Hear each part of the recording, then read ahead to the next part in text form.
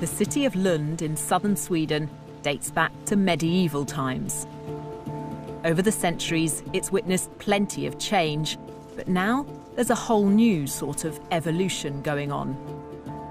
I'm here to meet some of the thousands of people in the country who are adapting their own bodies, who are inserting microchips under their skin. It means they may never have to carry a house key, train ticket or bank card ever again.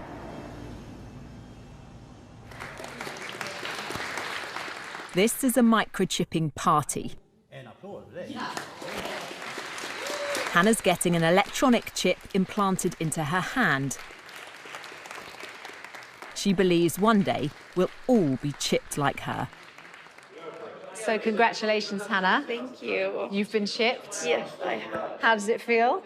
It feels good. I'm excited to see what I'll be able to do now. Can I touch it? Yeah, you can feel it there. I feel like this is the future. It's the next big thing that's going to happen. Happy cyborg birthday. Happy cyborg birthday to you. Thank you. Congratulations. But is this sci-fi fantasy or practicality? I want to know why anyone would want to do this. For this teenager, microchips, it seems, are in her DNA. Felicia is my daughter and I'm the father. So you're a microchip family? We will become one now today. Magnus and his daughter Felicia have come here together tonight because they believe this is the future. You're going to have an upgraded dad. Yeah. As they say, it was good being a human, but being a cyborg is better. Didn't feel a thing. It's a quick, simple procedure with potentially huge significance. So you're officially part machine. How does it feel? This is awesome. How cool is that? Good job. Do you think in a few years' time, in a decade perhaps, we'll all have things like this?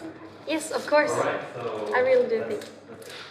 For around £130, anyone can get a tiny microchip like this inserted just beneath the skin in their hands.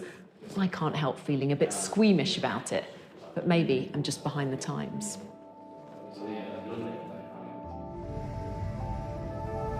It's the morning after, and I'm about to catch up with Felicia and her dad Magnus as they get to grips with their new existence. So when you woke up this morning, was it the first thing that came to your mind? How did you feel?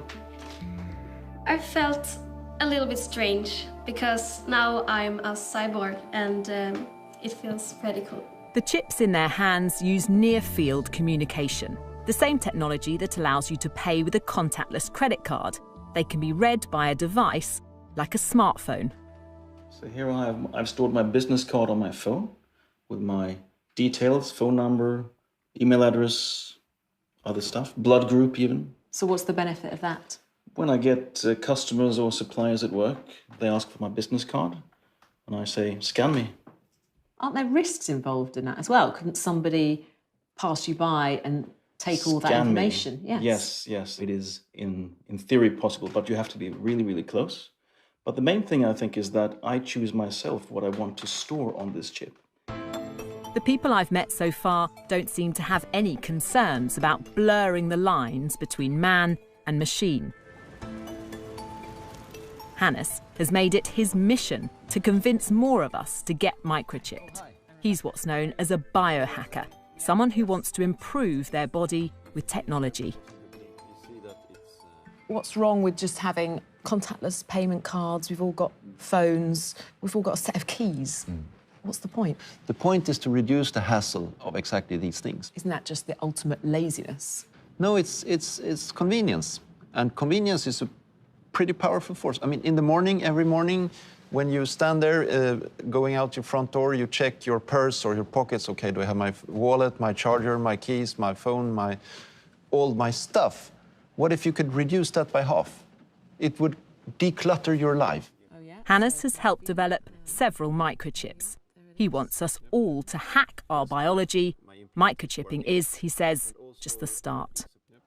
I want us humans to open up and improve our sensory universe, our cognitive functions, and improve all different dimensions of being human. And there is so much we can do. You want to make us bionic? Indeed. I want to merge humans with technology, and I think it will be awesome. I want to understand why it's people in Sweden who are enthusiastically embracing this idea, when many others might be sceptical. This is a nation of early adopters. Sweden's set to become the world's first cashless society, and the economy here is driven by digital innovation. This national rail company has taken microchipping on board, with 2,500 passengers signing up to use their chip instead of a paper ticket. I've come to the capital, Stockholm, the epicenter of this tech revolution. At this shared office, hundreds of the workers have been microchipped, so no need for a security pass to get in. Per has had his chip for 3 years. So I take my chip and open the door. It means he can buy a drink without cash or a card, but for him, it's about much more than practicality. Do you enjoy being one of the first, being a pioneer of this technology? Absolutely. A whole bunch of questions come up, like, is this ethical? Do we want to have that? Or will we be sort of a nation of cyborgs in the future, and what will happen? So a lot of sort of really interesting discussions come out from, talking about the chip.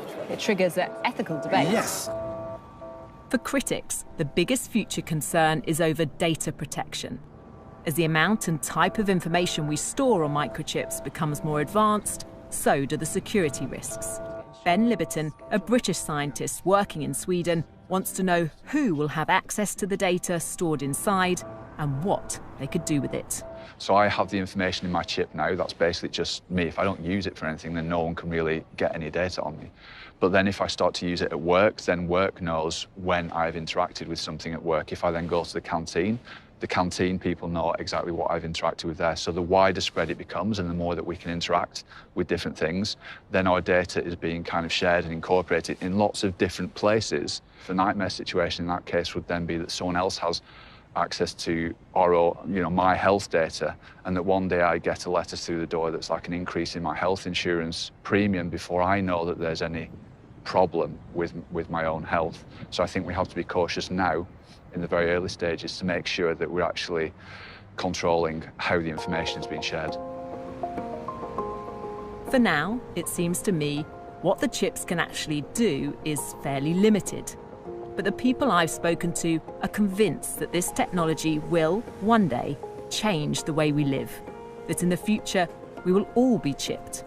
And they are leading the way.